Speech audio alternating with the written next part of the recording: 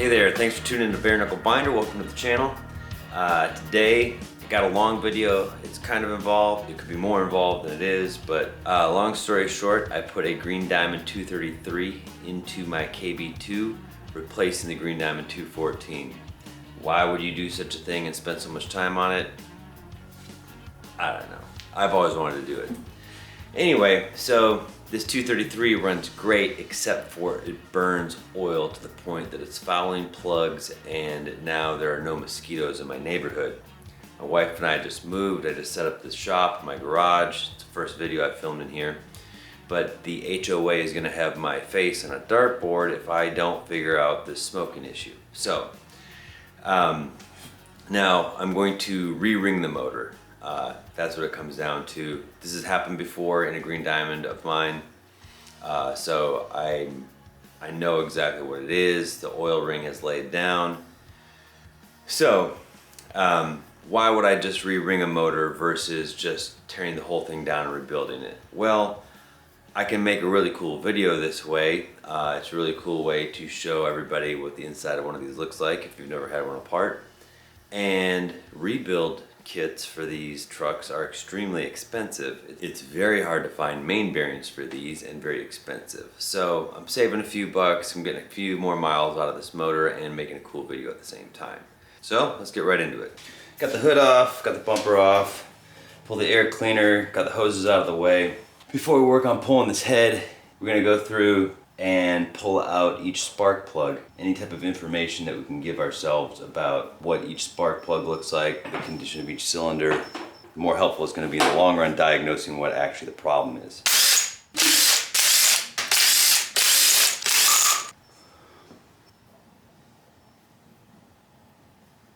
Number one here, got a bit of black carbon there, huh?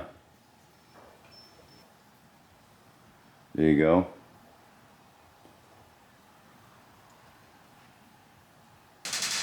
Look at this guy.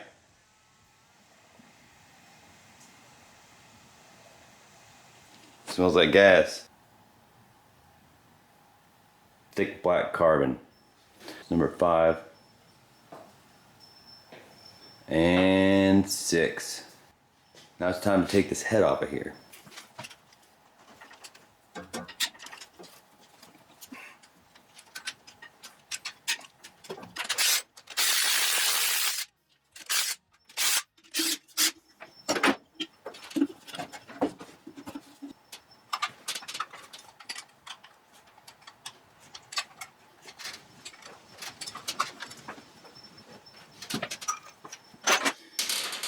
Okay, so the last one is this. This is an old school block heater. So I gotta get that with an open end wrench.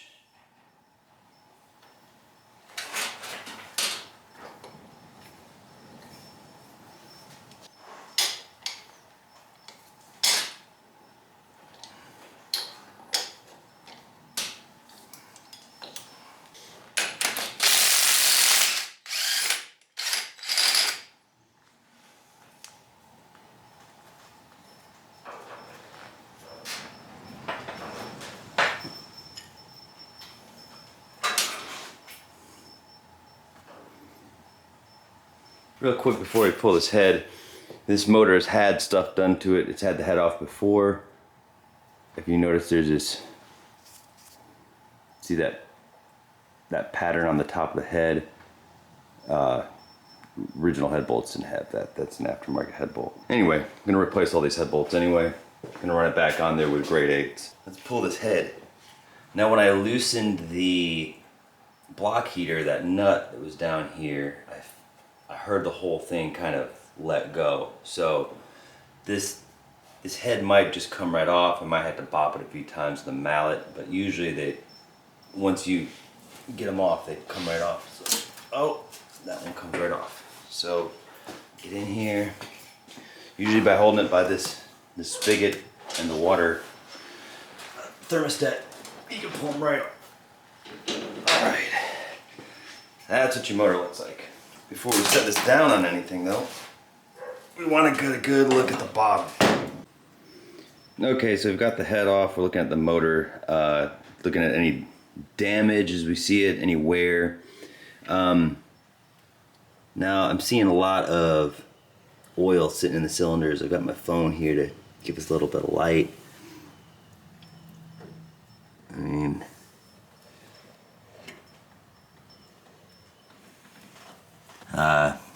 see, we got all this oil, oil sitting on that one. Now if I come back over here to where the head's sitting on here, I see this oil here up on the side from getting pumped up by the cylinder. Same. I really feel like these cylinders are pumping some oil. I think we're gonna have to at least pull one of these pistons and see what it's doing. Alright, so now the truck's in neutral, so I can grab this fan and spin it and it'll turn the motor. And I've been doing it a little bit here and you can see how this is oil pumping basically in slow motion. Kind of. Oil pumping doesn't actually work in slow motion. I have to make this little interjection because I know there's going to be somebody on YouTube who's going to say, that's not exactly true. You're right, guy. So oil pumping is when your motor is spinning, you know, everything's firing, there's oil splashing all around in the crankcase and it splashes up into the cylinders. That's why you have oil rings.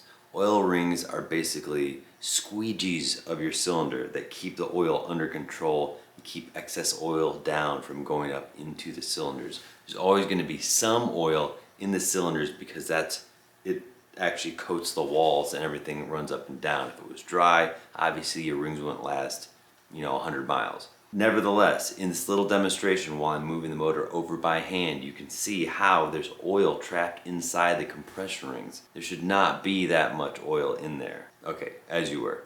So you can see some here, there's a little bit here. This is a problem cylinder, you see all that oil, and then in the first one it's doing. This being number 3, watch this. So it'll come up and it's just pushing oil up from the bottom.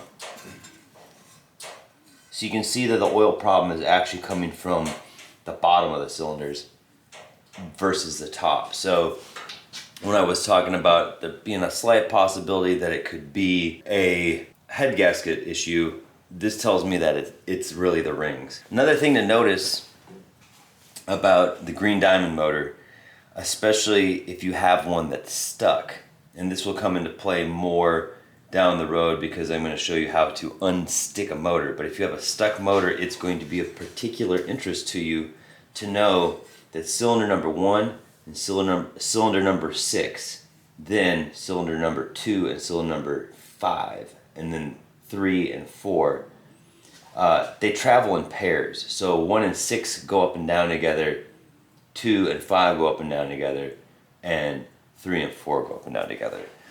That doesn't seem very important right now, but if you have one that's stuck, in a future video I'm going to show you how to unstick a motor fairly easily, and that's going to be an extremely helpful thing to know. So anyway, at this point I'm convinced it's the rings. Cool thing about this motor is that I'm not really feeling much of a ridge on these cylinders, so that means I won't have to use a ridge reamer. If I can't feel it with my finger, these pistons will probably just pop right out the top. So the next thing to do at this point is to drop the oil pan, and then I can disconnect the connecting rods and pull each of these out individually and start cleaning up the pistons and get them ready to re-ring. Alright, so a quick thing before we start pulling pistons on this. I've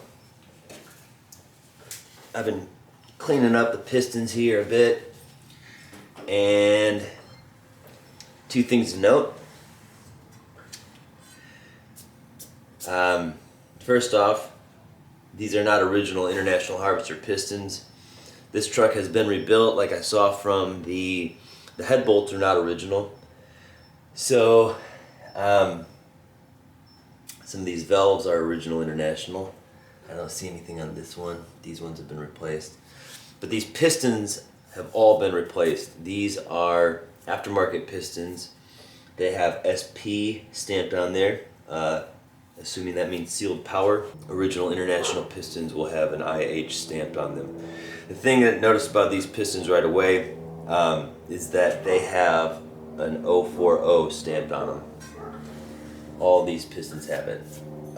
Which means that these pistons, this motor has been rebuilt probably several times, and these are 40 over pistons. So that means I need to get 40 over rings at least. These pistons are nice and tight in there though, so I don't think I need to go replace pistons or anything, but re-ringing this, I have to find a larger set of piston rings because I have a set of standard piston rings and I have a set of 30 over, which didn't make any sense to put those on these larger pistons. So I'm going to mark these pistons real quick, and then I am going to go around to the bottom side and disconnect the connecting rods. Okay, let me shut this.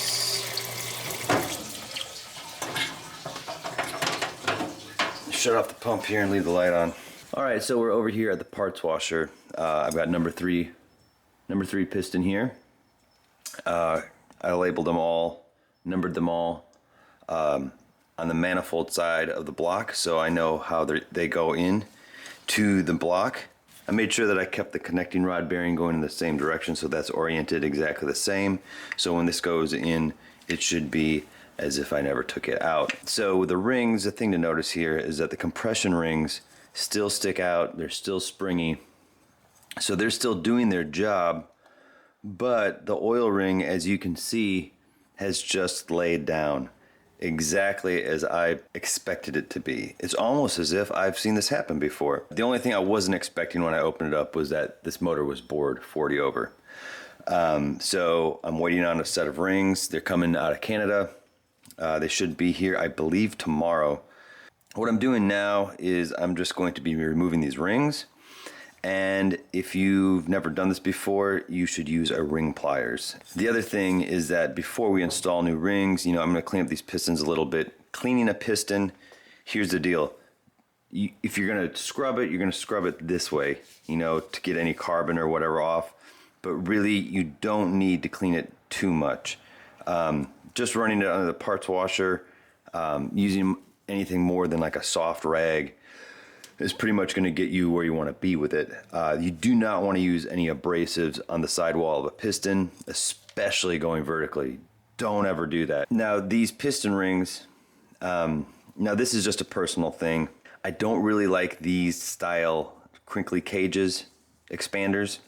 I normally like the old school expanders because, as I said, this is the second motor I've opened where an oil ring like this has just laid down. It's just, it's completely not doing anything. And this is the cylinder that was the worst. This is exactly what I expected to see when I opened it up. So anyway, I'm about to just go through and clean this all up, wipe it down, dry it off, set it on the bench.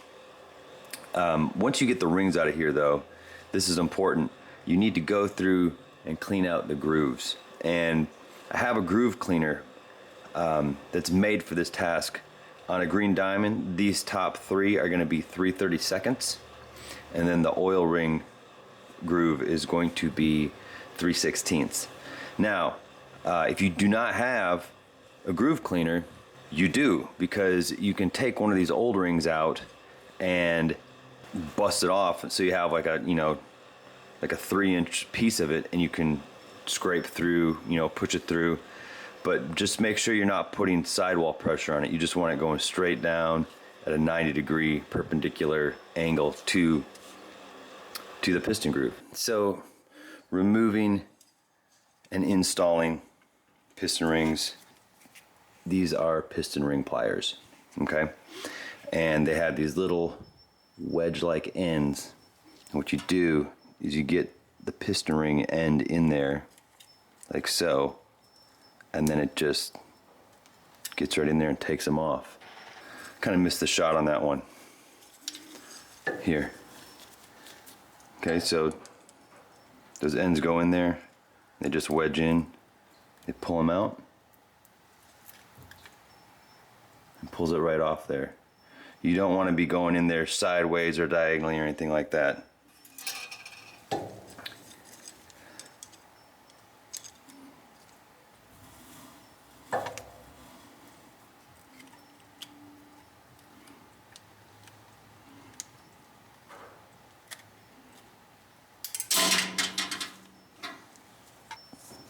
Now these are the piston grooves that you're going to want to clean now. With no rings on this piston, this is what it looks like. Like I said, you can take one of these rings, you can bust this off like right here and make a little scraper tool out of it and go through there and just drag it through the ring groove. Also, when I was taking this apart, it's important if you're reusing the same rod bearings, you're going to want to orient them the same way.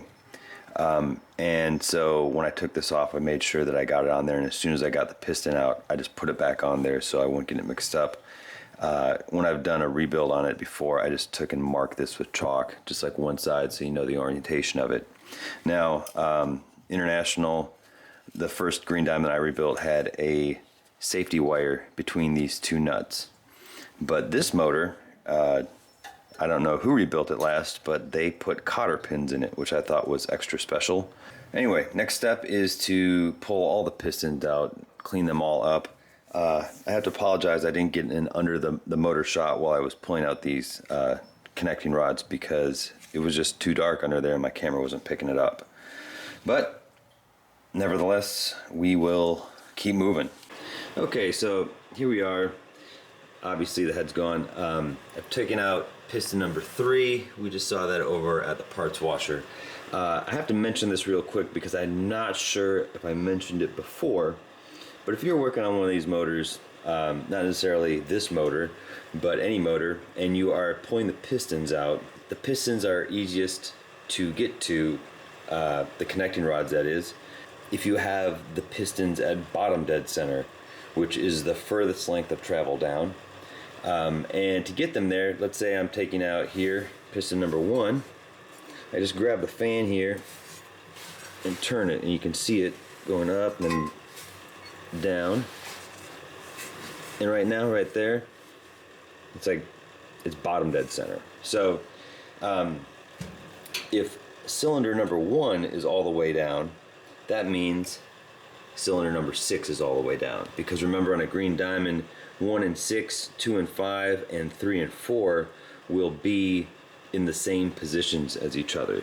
So right now I'm going to get into the truck. I'm going to disconnect the connecting rod for piston number 1 and piston number 6 while I'm at it, and then I'll move over to 2 and 5 and then take out 4. Looking at the top of the motor block right now, I've got piston 2, piston 4, piston 5, and piston 6 are still in the motor right now. I've taken 1 and 3 out. So right now, all of these are disconnected on the bottom. The connecting rod bearings are out of them. They're set aside and they're oriented, so I know how to put them back on. So what I'm going to do now is I'm going to get underneath these and using usually like an extension bar, like a breaker bar, just with the handle of it, pushing on the connecting rod bolts, and then push them up through the bore. Once they get up through here, they're going to pop out, obviously. So what I'm going to do is I'm going to get underneath the motor. I'm going to take the handle of a breaker bar and push on the connecting rod bolts of each one of these pistons. I'm going to very carefully push it up through the bore without touching the bore with either the connecting rod, the end of the connecting rod. So what I'm going to do now is I'm about to get underneath the truck. Obviously the oil pan and everything is off. The connecting rod bearings and caps are off of all of these pistons. So using a breaker bar, or you could use a wooden dowel or something, I'm going to carefully push up on the bolts for the connecting rods, and that will push these pistons up through the bore. Now you have to be careful not to nick the connecting rod or whatever you're pushing it with against the cylinder, because you don't want to damage the cylinder in any way. Once the piston comes up through the bore and clears the top, all you have to do is give it a good little push to this point, and then you'll feel a pop, and what that is the rings will expand past the bore and it'll just hold it right there, and you can come back through and just pull them right out. All right, let's do it.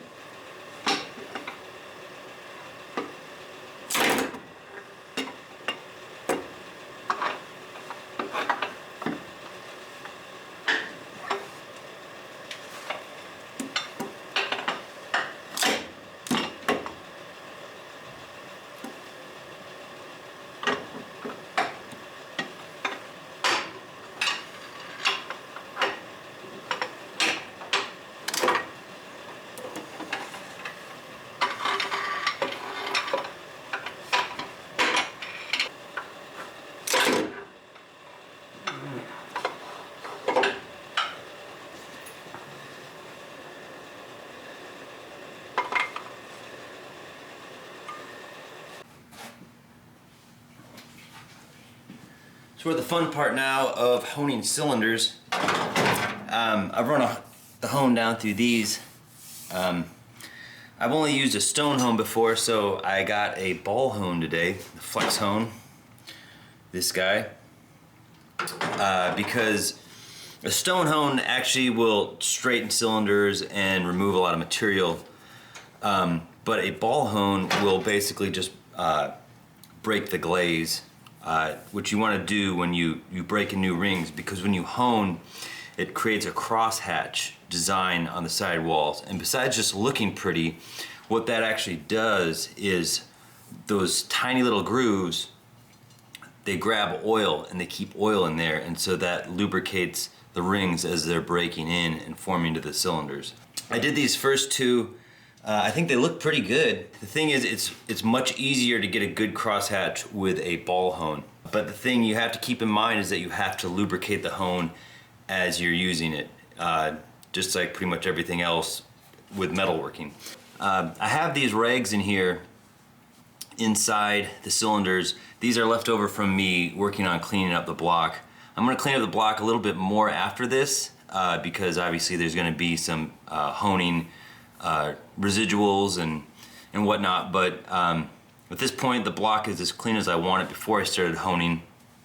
I have these to keep a lot of chunks from going down through, but actually now I'm going to take each one of these and push it down onto the crankshaft so that it's covering the bearing surface for the connecting rods, because I don't want to get a bunch of metal dust all over that stuff. It looks like it's pretty much straight down, which means this one is too.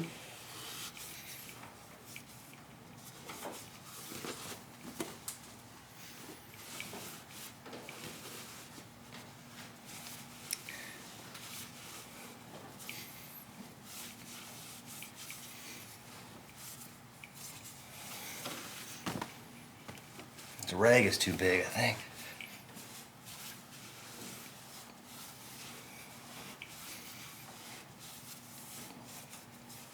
All right, so as you hone, you know, there's going to be some oil, or there's going to be some, you know, when you're cleaning out these cylinders, you're probably going to, I like to put brake cleaner in them, just to kind of wash everything out. But you're going to have stuff dripping down, so make sure you have a pan underneath while you're doing this.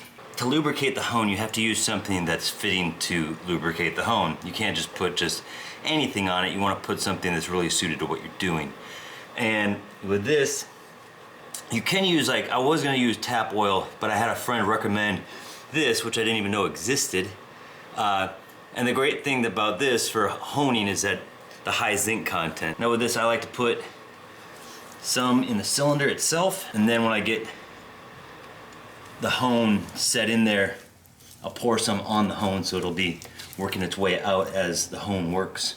Now with this hone, when I use it on this first cylinder, the very first time when the hone was brand new, I actually had to use a ring compressor to get it in there, because this hone is actually a little bigger than the cylinders, but you can just kind of walk it in there. See, goes right in.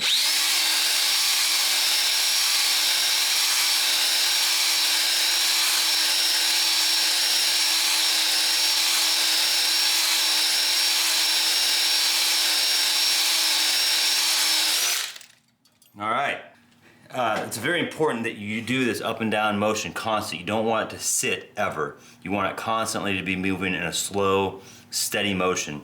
And that's what's going to give you that crosshatch pattern. Anyway, I got this one done. I'm just going to walk it in there.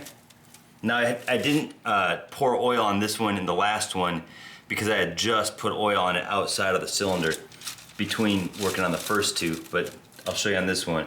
So you stick it just kind of one end. I have one end going in there. I'll do it on this side of the camera so you can see it better. And you just kind of walk it right in there. I'll show you that again from this way so you can see just.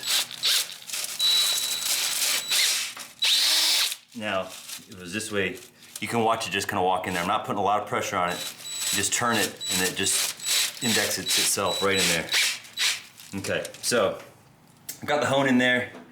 I just honed this cylinder, so the hone can use a little lubrication, so I just Pour it right on the edge by those balls. There we go. As we fire this up, the centrifugal force will force that oil to the sides of the cylinder.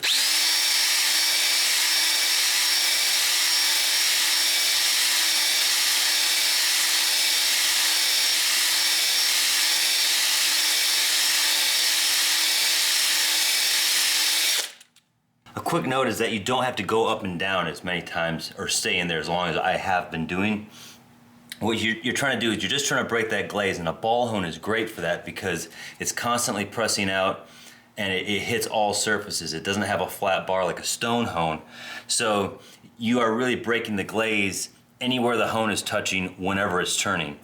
I stayed in there just a little bit longer because sometimes it's easier to get a good idea of what you're supposed to be doing since I'm trying to make like a little demonstration of this. But we got these first 4 cylinders done. Use a little bit of use brake parts cleaner. I like to use this for that just so I can see the crosshatch. You know, it takes all the oil and debris off of it. But before we put the rings in there and the pistons, we're gonna re-oil this cylinder so that it's nice and lubricated for the rings to go in and start breaking in on. See if we can show this crosshatch in here.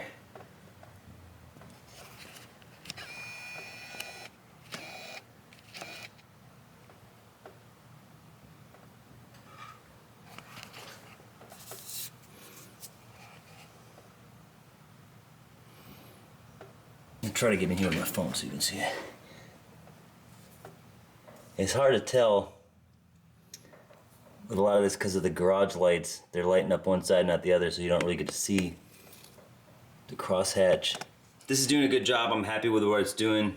So we've got 4 cylinders down. I just got to do these last 2, and then I'll start going through and cleaning the block up. The one last thing I really have to do to the motor before I start bolting it all back together is that we have to gap the piston rings.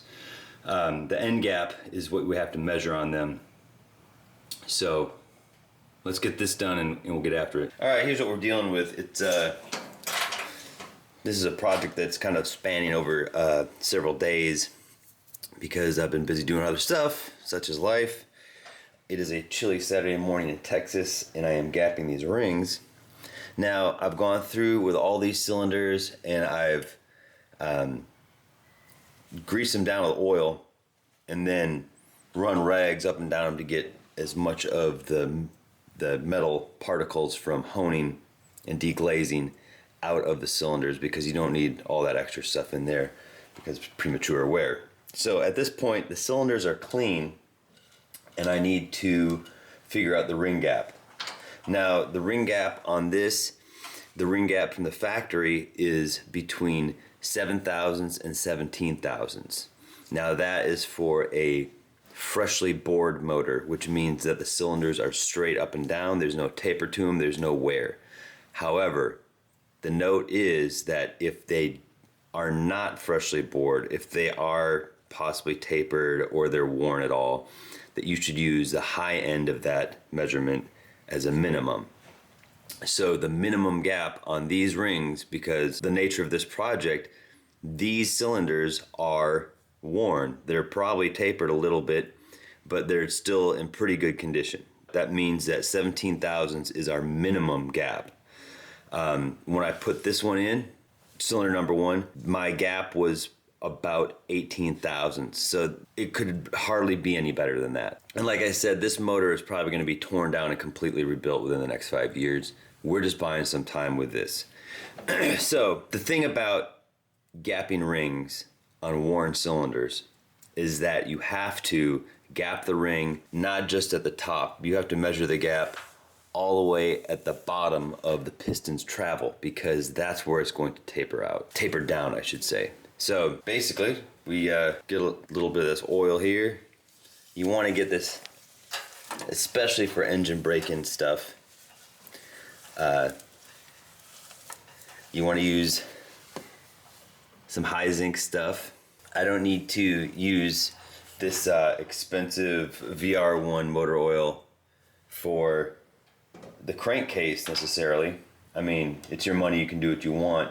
I actually am planning on running some cheap, now here comes the oil talk, but I'm planning on running some cheap SuperTech, which is, you know, the Walmart house brand, 15W40 in this motor. It's high in zinc and it's cheap, and you really don't need to be running like super compounded, scientifically, you know, going to the moon style oils in old motors like this.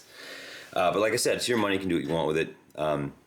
This is interesting too because this is the one time of year that I'll actually go to Walmart. I really despise going there the rest of the time.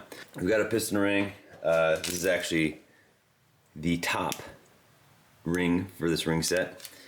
Now, to get this in here, put the gap on the top so I can squeeze it together, get it in there, just kind of flip it down. Now, you got to get it squared. So I got this made from the factory piston ring squaring tool, also known as a piston. Now you get this in there and push her in. All right, now that ring is square in there. So now we have to measure the gap. Yeah, it looks like lighting is going to become a problem here. But you can see that gap. This one is a 17 thousandths on my feeler gauge. My feeler gauge is old, so it's... Yeah, so just like with the first cylinder that I didn't film, this one's fitting perfect already. But of course, it's going to be wider at the top, you know? So that's what I'm saying. We've got to measure it at the top, of course. I mean, this is, I'd guess that one might even be about 20 thousandths. But it's going to be wider at the top, so you have to measure it down lower in the cylinder. So just go. See, and this is why I coated the cylinder with oil, because you're going to be pushing this ring down in here, and you don't want it just grinding on dry metal, because that's not cool either. Still, it's going good. And the cool thing about doing this is that the Green Diamond has, the gap settings are the same for the compression rings as it is the oil ring. So once you set one of these rings and you find the end gap, they're all going to be the same. Once we're sure that this ring gap is fine, then we can just put all the rings on the piston and start dropping them in. Of course, when you drop them in, you're going to want to make sure that your connecting rod bearings are clean, they're oriented the same way you took them out, and they are coated in assembly lube. I'm using Permatex Ultra Slick. It seems to be working pretty good. I've never used it before. I think last time I used Lucas or something. Either way, it's fine. You just got to make sure you have all your dry surfaces covered, and yeah, that's how it goes. So this piston ring is a little over halfway down the cylinder right now, so I'm going to push it down a little bit further.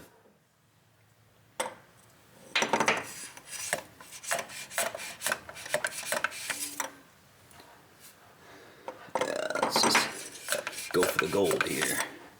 She's way down there now, which is further than I think would actually travel with the piston. And now this is like gapping breaker points in a distributor, where you don't want tension on this thing. You just want to be able to rock it back and forth and just feel it touching. And I mean, these are just, this is perfect. This is so ideal. This is actually less informative than if they were too tight, because then I'd have to show you how to file them. This is really going to make this project go a lot faster, because at least these first two cylinders, I haven't had to file anything, and they were just ideal right from the start, which, I mean, literally never happened. So now to get this piston ring out of here, you can do this two different ways. You can reach down in there, you can flip that ring sideways and pull it straight out, but then you're going to get scoring. We just went through and honed all these cylinders, carefully to get a crosshatch established. So to turn this thing sideways and pull it up, it's going to make light scoring on the sides going up and down, which is exactly the opposite of what you'd want in a cylinder, because blow by. So this is how to take these out of here.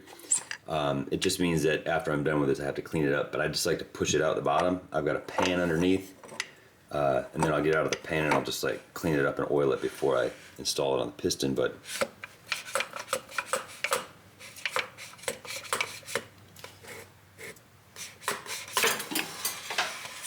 there she goes, all the way down. Anyway, all right, so I'm gonna ring up this piston. I'm gonna go through and gap these other ones the exact same way, and when I'm done, we will check back in. All right, so we're back at the bench. Before I start dropping these pistons in here, I figured I'd show you how to put rings on a piston. We've got our new old stock piston rings here. We've got number one, which was, these are from another one. We've got our little porous chrome compression ring. Most of these old things will have how the rings are supposed to go in. So I always get a kick out of these old ring packaging and how they were supposed to be superior in every way to anything else anybody else has ever engineered, and then now you never hear of these things. So anyway, so we got a compression ring, got a second compression ring. This first, second, we got a beveled compression ring, and the oil cutter. So, what do you think?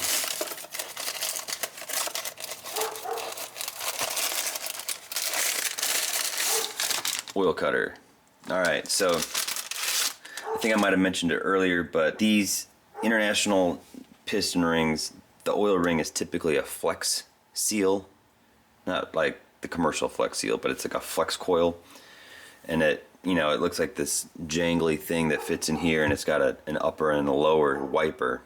I've had those fail on me several times, and this one was the same way.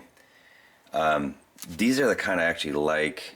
I don't know if, you know, who's right or who's wrong, but I usually like these solid oil rings with the wipers on them. You find those in the new old stock sets sometimes. Every once in a while you get one of these that also has an expander ring inside of it. These don't, so we're just going with it. Anyway, so if you're putting piston rings on a piston, you're going to need the same piston ring pliers that we took them off with. Now, with these, you know, you just stick them in here. I have to mention that my piston ring pliers, somewhere along the lines of removing the piston rings, they decided to start dying an awful death, and they don't work quite as well. So, number one thing, you start at the bottom ring, which is the oil ring, put that on first. And with most things with motor work, just take your time. If you're fighting it or rushing it, you're doing it wrong.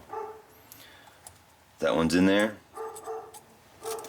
Alright, so the second from the bottom would be this, according to my little sheet here, is the beveled one. Now it'll tell you, like on the oil cutter, it'll tell you where the top is. So you have to orient them right, or else they come and they take away your birthday. Fun side note, on my actual birthday I was working on this motor, putting it in the truck. Alright, there's two. Third one is this compression ring. This one doesn't have any instructions about how to put it in, because it's just a square ring, so you just put it on there either way. Now this has got a little bit of surface rust. It's not bad, it's just polish it off. Get a little oil on my thumb and polish it off there. Close enough for rock and roll, you know. Alright, so, well, be careful, take your time. The biggest thing is you don't want to be scratching the piston. If you got to pick it up a few times, readjust, it's worth your time. Don't rush on this. Last ring, I should say, here.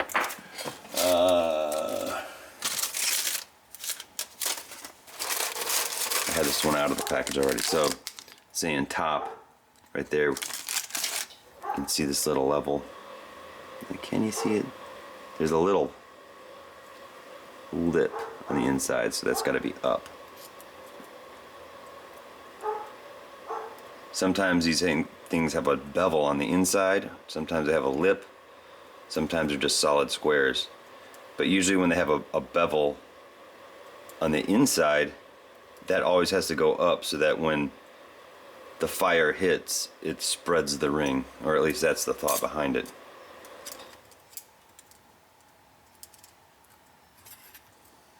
I'm really spreading this ring now, you know what I'm saying?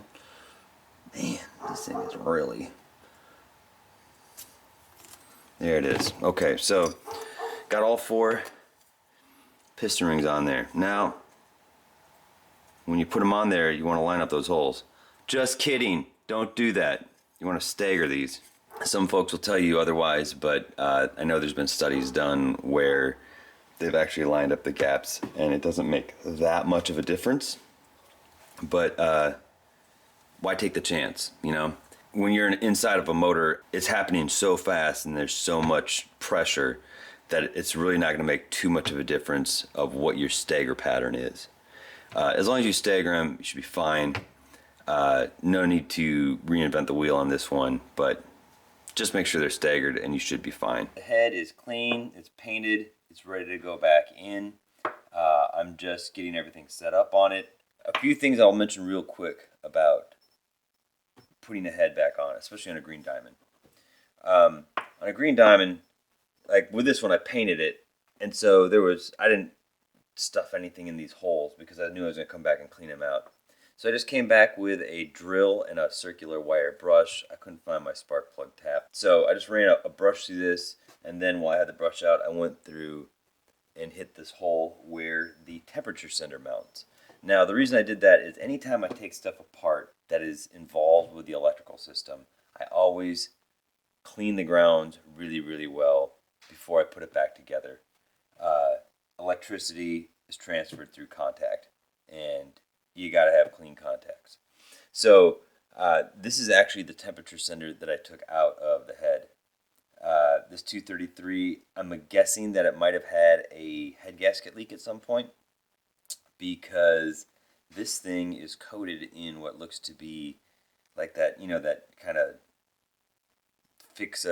instant miracle fix kind of head gasket sealer stuff. I mean, it's gross. And this thing is filthy.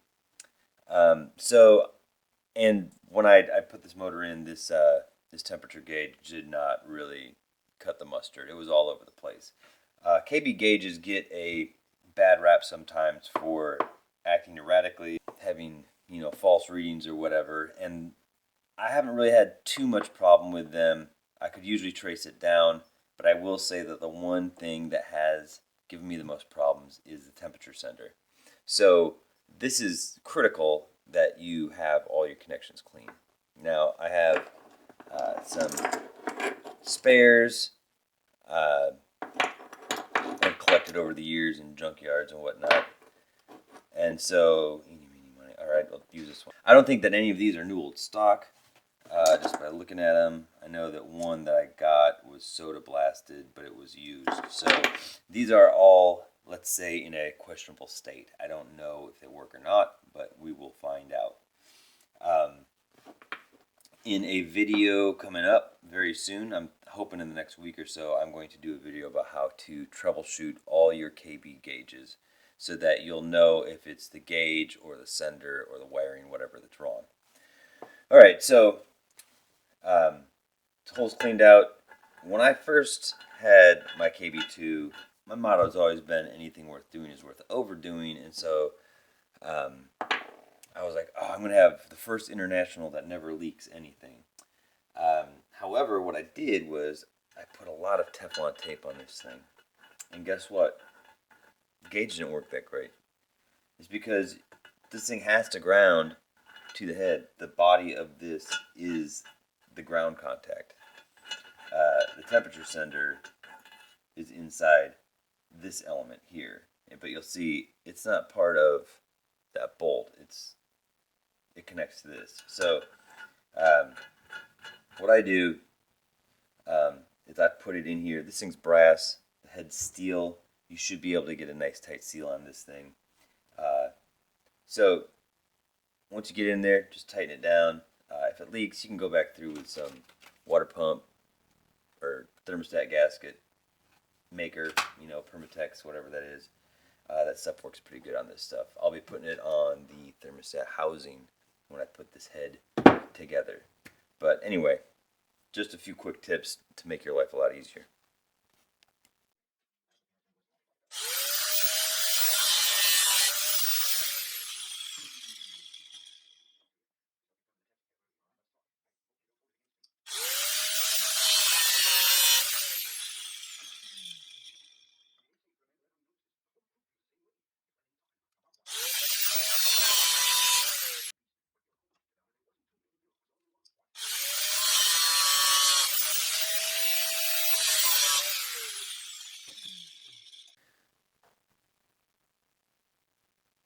Alright, here's a little better angle on the motor.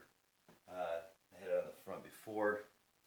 And let's see here. This is our head gasket. It is coated in Permatex Indian head shellac. That's what I prefer to put on head gaskets. And it is dry.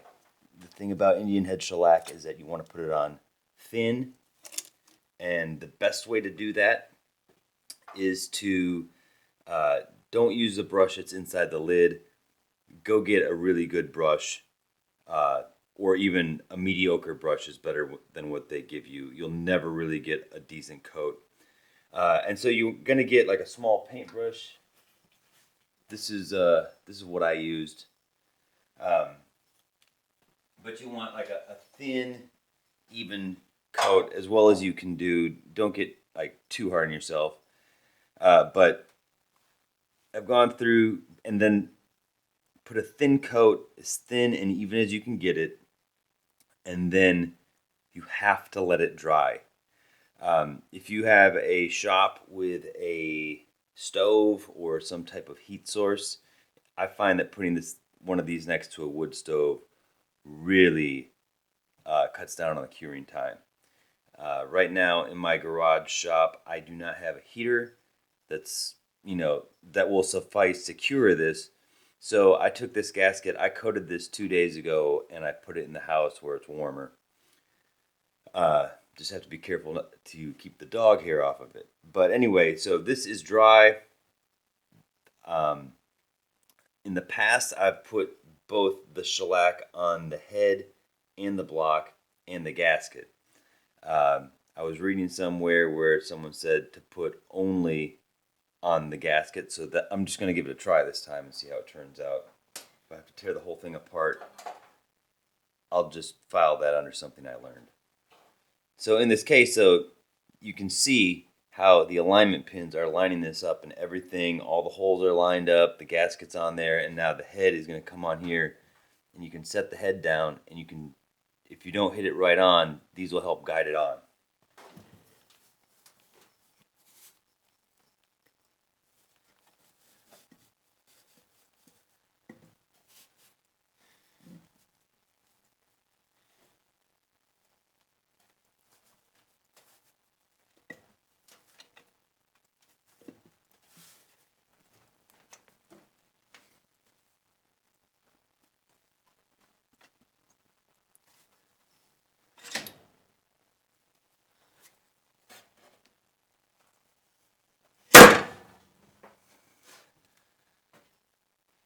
Just like that.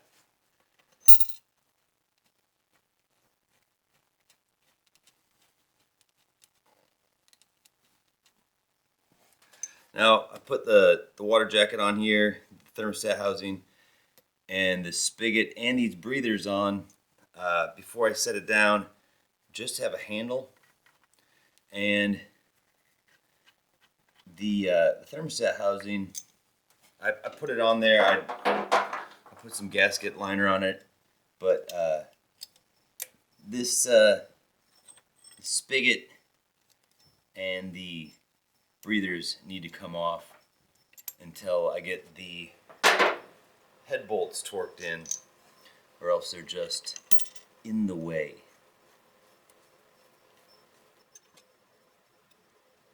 At this point I got 3 head bolts in. I can pull out these alignment pins.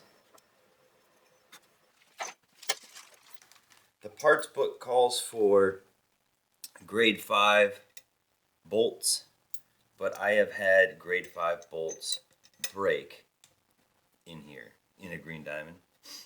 The parts book calls for grade 5 bolts, just straight up grade 5 bolts, not anything special. But I've had grade 5s break on a green diamond, and so I use grade 8s. However, these are grade 8 black oxide because I thought, man, that would look really cool.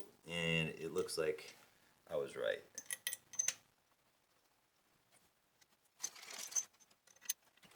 Now I'm going through here, I'm just putting these in, getting all the head bolts threaded before I start tightening anything down. So you want to be able to move this head side to side or whatever, just in case something's just a little bit off kilter.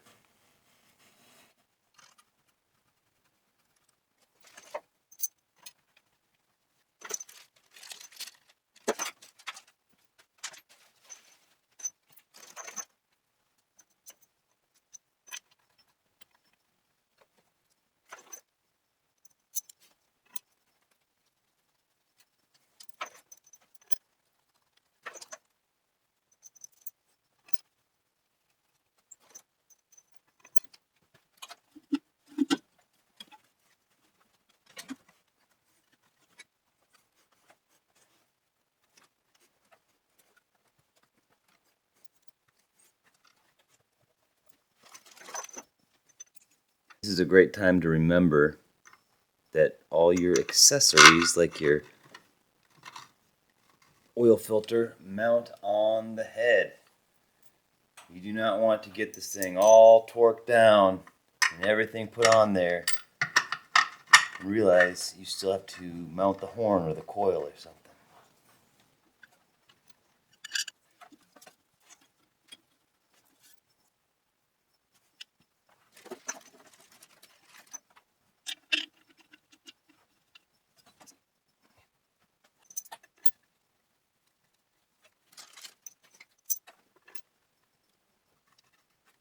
So last night, it's the morning now.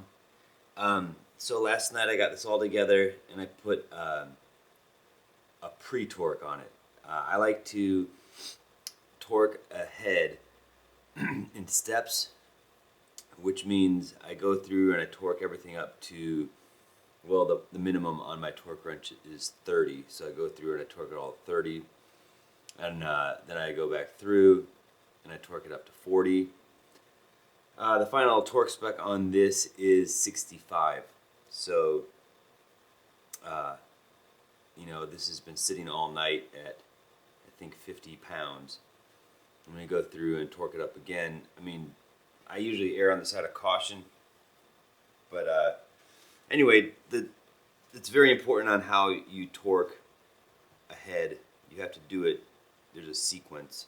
And on a green diamond, it's to go start from the center always, and then go out like this, and then you go kind of like if you could think of this as a wheel, you'd kind of go, you'd get the center, and then you'd start doing all that diagonal. So I'll go through. I've got the torque wrench stepped up to 60, and then I'll go through and do 65. And I go through and do 65 again.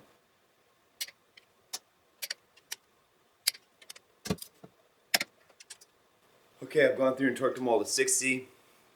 I find that sometimes when you're torquing this stuff up, it's if I could liken it to anything, I'd say it's like changing strings on a guitar where you tune them all up and then the other ones have gone a little bit loose. So I'll usually like to go, let's say right now I'm torquing it to 60. I'll go through and torque it all to 60 and just double check and snug up everything, and then I'll go back through and do 65, which is the final torque.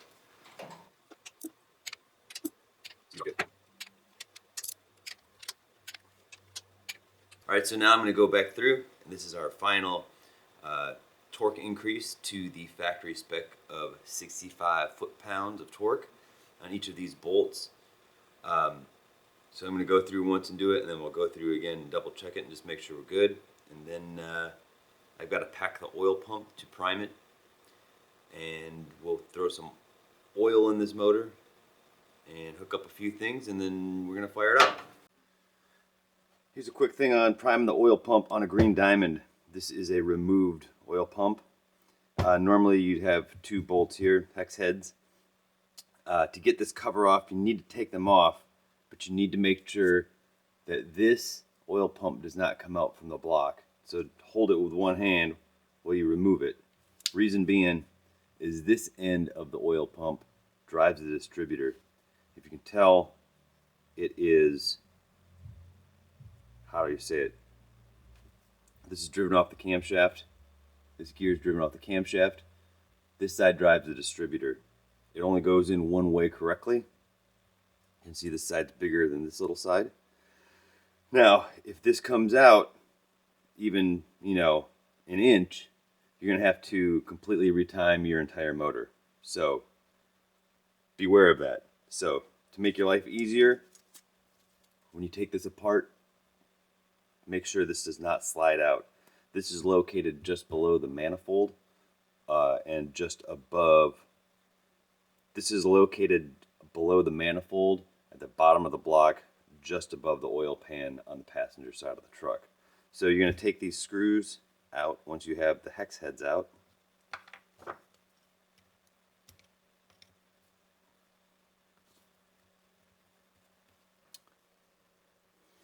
Okay, so it might take a little finagling, but once you get this thing off, it's going to look like this. Alright? If you can, save this paper gasket here. That's a spacer, and it's critical for the clearance of this pump. To prime this pump, what you're going to do is I pack this entire thing full of Vaseline. So when this starts spinning, it creates suction and pulls oil up from the pan. It's just that easy. Alright, got the hood back on. Let's give this a whirl.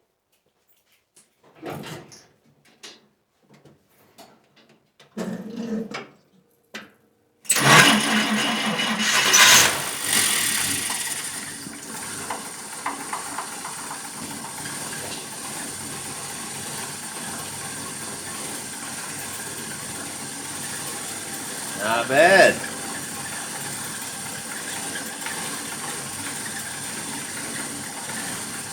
Alright, well, I'm going to go break in this motor. Thanks for watching Bare Knuckle Binder. Catch you next time.